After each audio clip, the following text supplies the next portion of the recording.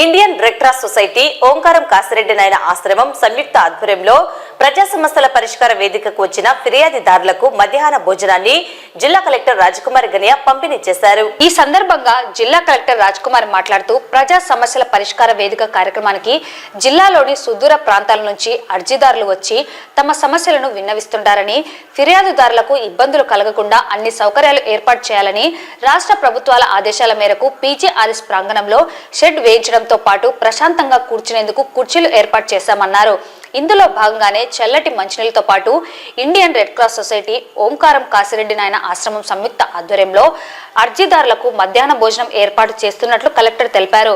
Indian red cross society ఆధ్వర్యంలో 2023 మే నుండి ఆహారం పంపిణీ చేస్తున్న కార్యక్రమానికి కాసిరెడ్డి నాయన ఆశ్రమం వారు గత 2 నెలల నుండి సహకరిస్తున్నారన్నారు.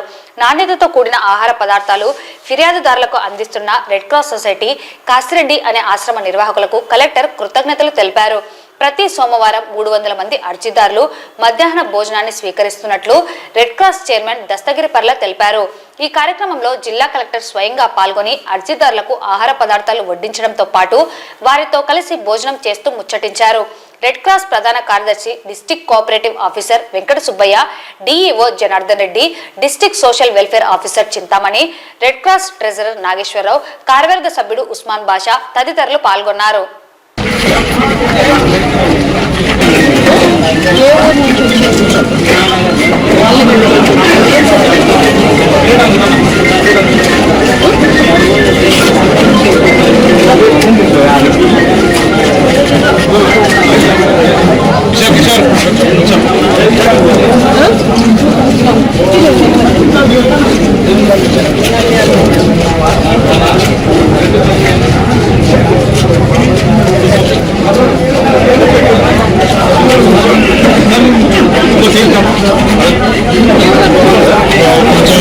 అందరూ పడతారు కిషోర్ కొంచెం వెనక చాలా మంది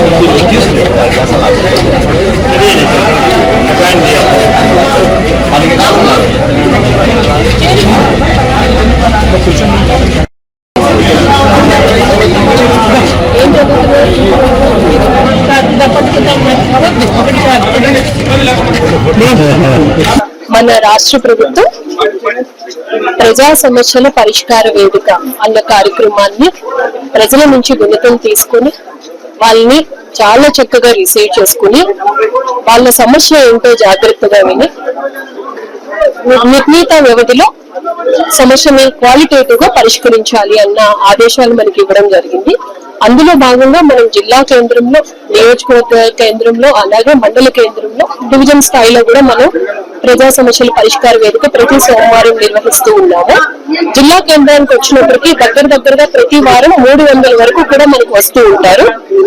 వారందరికీ కూడా మనం రిసెప్షన్ ఏర్పాటు చేసాము. తహసీల్దార్ కేడర్ ఆఫీసర్స్ తో సమస్యను క్షుణ్ణంగా వింటారు.